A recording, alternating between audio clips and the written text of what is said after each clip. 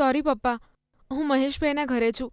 વિજયે સવારથી નાસ્તો નથી કર્યો, ખાધું પણ નથી. એ જ્યાં સુધી નહીં આવે ત્યાં સુધી હું પણ નહીં આવું. એને જમાડીને પછી જ હું આવીશ. બાય પપ્પા.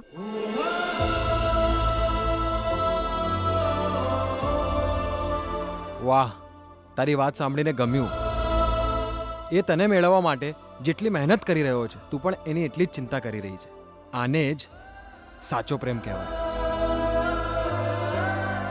હા, તમે જે સાચા પ્રેમની વાત કરો છો એને બચાવવા જ અમે આ સંઘર્ષ કરીએ છીએ.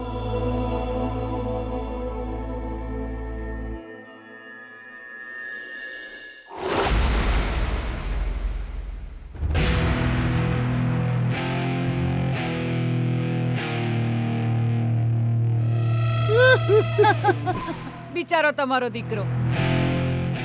ખરેખર કોઈ ઓઇલ કંપનીનું કામ મળ્યું છે એવું વિચારીને બહુ ખુશ થઈ ગયો હતો.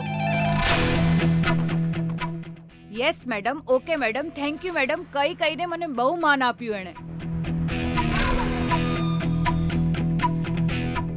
રેસમાં દોડનારા ઘોડા પોતાના પગ પર દોડી રહ્યા છે એવું માનીને અભિમાન કરે છે. કરેક્ટ.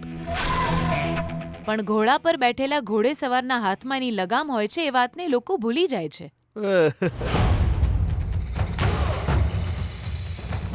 ભૈલા બેના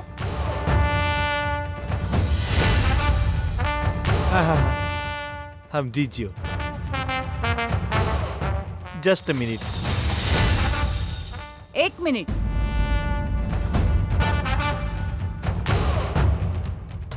મેડમ, મારે તમારી પાસેથી પૈસા નથી જોઈતા.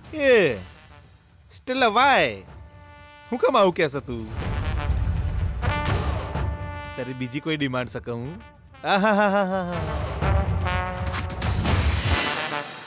એટલે આપણા બંનેના સંબંધમાં આ પૈસાની વાત વચ્ચે નહીં લાવવાની, હે ને? બેના જો સ્ટેલા, તું આવું વિચારીને તારા પગ પર કુહાડી ના મારે બકા. નુકસાન હું કેમ કરે છે તારું? તે બહુ જ સારું કામ કર્યું છે. લઈ લે પૈસા. ના ના,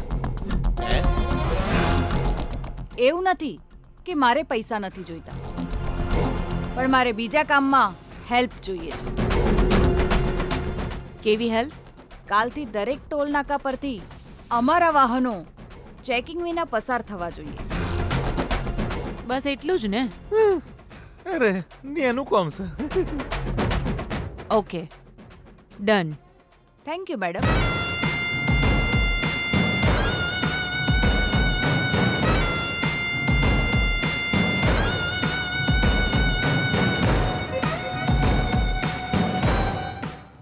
સર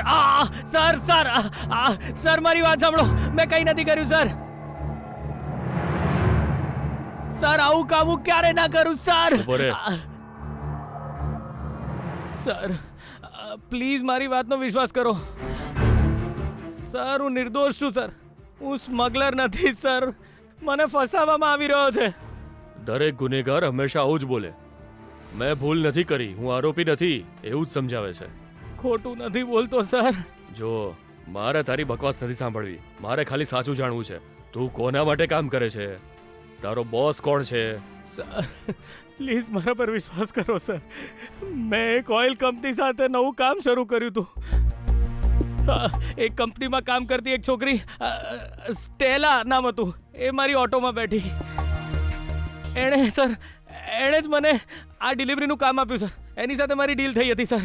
સર એ કોઈ ઓઇલ કંપનીની ડીલર છે એવું કહેતી હતી સર. અને એ જ રીતે ઓટોમાં બેઠી સર. ટોલ નાકું આવ્યું એટલે પહેલાં જ ઉતરી ગઈ. અને હા એણે મને એક સર્ટિફિકેટ આપ્યું હતું સર. હા સર મારા ખિસ્સામાં છે સર. એક મિનિટ મને છોડવાનું કોને સર પ્લીઝ કોને સર?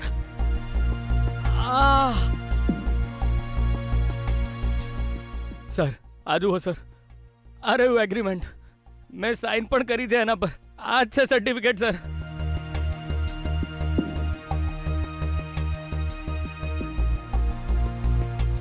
ગિરીશ, આનો ડેટા ચેક કરો. તું ભલે તારું મોઢું ન ખોલે, પણ તારું મોઢું કેવી રીતે ખોલાવાનું છે અમને સારી રીતે આવડે. જો તું સાચું કહી દઈશ તો તારા માટે સારું રહેશે. સર મારો વિશ્વાસ કરો સર, હું કોલેજમાં ભણું છું સર. કોલેજમાં ભણે છે અને ઓટો પણ ચલાવે છે.